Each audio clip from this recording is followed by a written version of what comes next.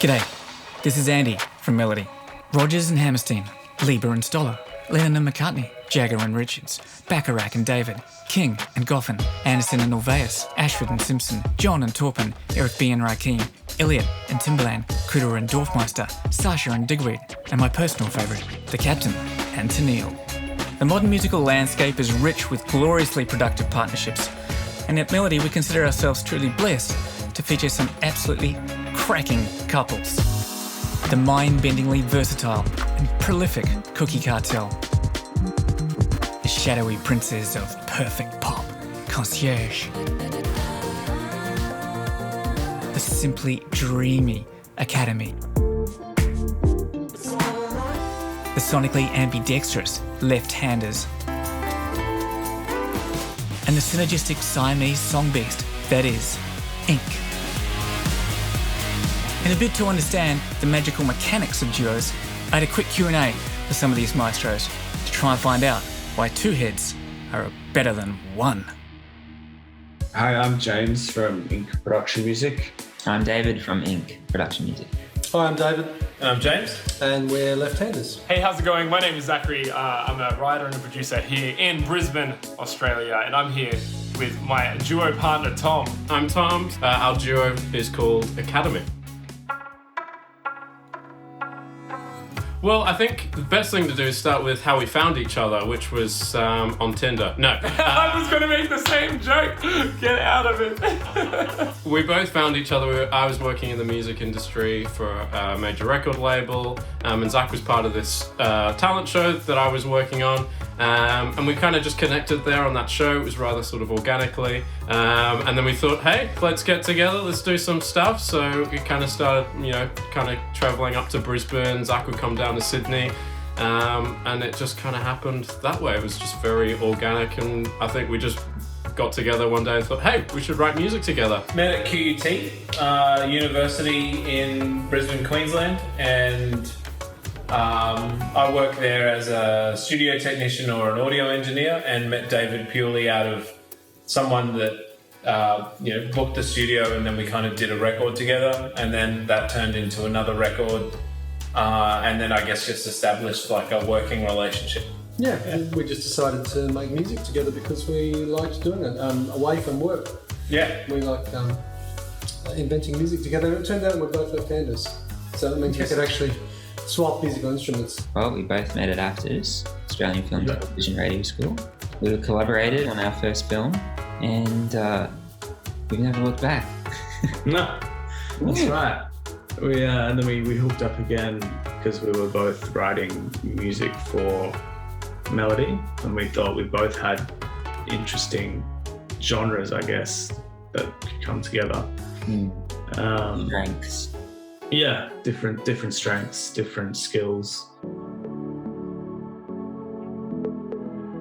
I think you've got a great sense of arrangement, particularly for production tracks. I do a lot of guitar stuff, so yeah, your guitar playing is great. I wouldn't be able to play like that at any time. Zach's really good at kind of getting sort of like a small musical idea and really vibing on it and providing a lot of energy, perhaps that I might not feel the same for. And he's able to have, I think, see sort of the larger view, and it really helps sort of just like the creative sort of juices just flow. My favorite thing that Tom brings to the table is honestly his knowledge and skill set, because I think for me, I can vibe for days and get excited about something, but Tom really helps me ground that excitement. And I think if without someone like Tom, I usually just kind of float off, and eventually I just don't finish a song, because to me, I'm like, there's no direction. It was just a feeling. But Tom really helps kind of bring that feeling into a tangible world through his skill set. And honestly, just having Tom playing guitar in everything is all you need to make a hit. I like working with James because he loves pop music, and he loves polish and bounce, and loves putting stuff to the grid, whereas I'm a little bit more rustic and a little bit less technically oriented. So we're a pretty good partnership in that way, do you reckon? I think so, yeah. I think almost to my own detriment, I am kind of too polished, so I think it works well to have someone who's happy to kind of let things be a bit more free flowing, and then I can kind of rein it in at points. Whereas I do find my own productions sometimes, if I kind of go too hard with the clean and the polish, that it might actually kind of start being a bit sterile. I think that's a great question. Because Tom and I were separate anyway, because he's in Sydney and I'm in Brisbane, we're kind of used to the idea of, hey, we'll see each other every few months and then we need to work somehow over Zoom or whatever it may be. And so when the pandemic hit, it was kind of just a natural thing, like, all right, well, I guess I'll just see you on Zoom. Like, I guess we'll keep catching up that way. And to be honest, what it's forced us to do is really get good at our file management. I know that sounds so not creative and a little bit boring, but our file management has to be really on point. Otherwise, we don't know where we're up to in songs. We don't know where each other are at in terms of versions of songs. So yeah, just really simply just managing assets has become a really key focus for us. Hasn't really affected us because we work independently. So it's always just, you know, communicating on a lot over Messenger. Yeah, unfortunately, with everything that's going on in the world right now, we're not being able to sort of be in the same room at all, really. So we tend to sort of now, it's a little bit, the process is a little bit different in terms of we'll come out with ideas separately and then send them to each other, then work away at them for a couple of days and then send them back to each other, and then we'll listen to them that way. So it's been a slightly different sort of approach in terms of how our roles have changed. We're sort of taking more command of like the individual songs, come up with the ideas, and then the other person is very good at just like finishing them. Whereas before it was, you know, more sort of we're in the same room, we could make these decisions together. And I think that's a testament to how much we trust each other, with the fact that we're just happy to give each other our ideas and just trust that their input will you know, make the song and finish the song off. I suppose we start the track, one of us has an idea, and then we would send it over to the next. Yeah. And we would build upon it and create the track from there, and we would kind of be each other's musical sentences in a way. Yeah, definitely. So there's not too much communication or stepping on anybody's toes. Well, often when you're producing, you're looking at something as well as hearing it. So there's that element. So you can just point to something. But also a lot of time music's like wine.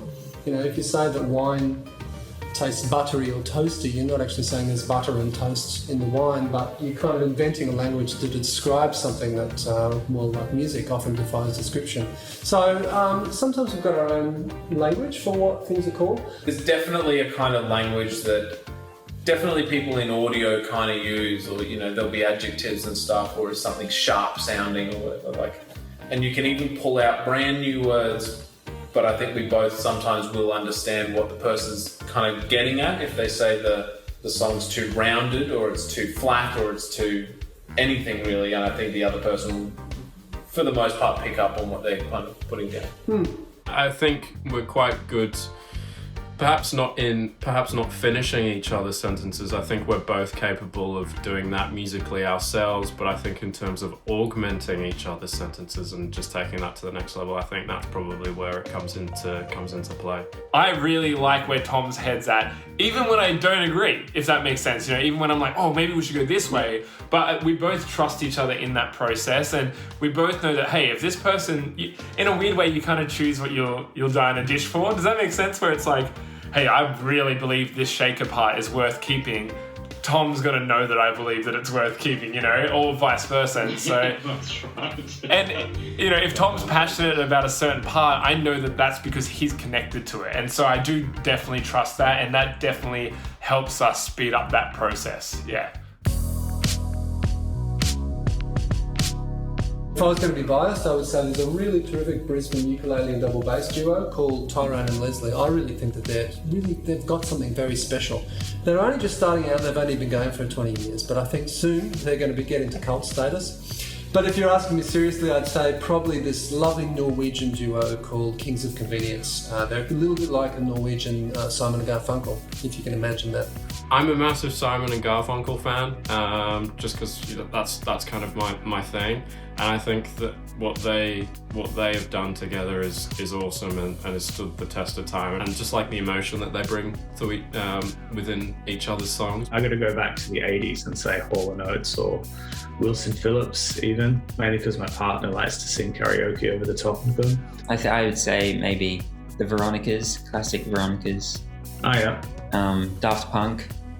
Okay. Nice mix of different genres. Yeah, no, they're great. They've done a bunch of film scores as well, haven't they? Yeah. Hall & Oates is my favorite duo. Just those mustaches, dude. If we could grow those, I would be so stoked. So, there you are, right from the source. Sometimes it takes two, baby. Now, get out there and create.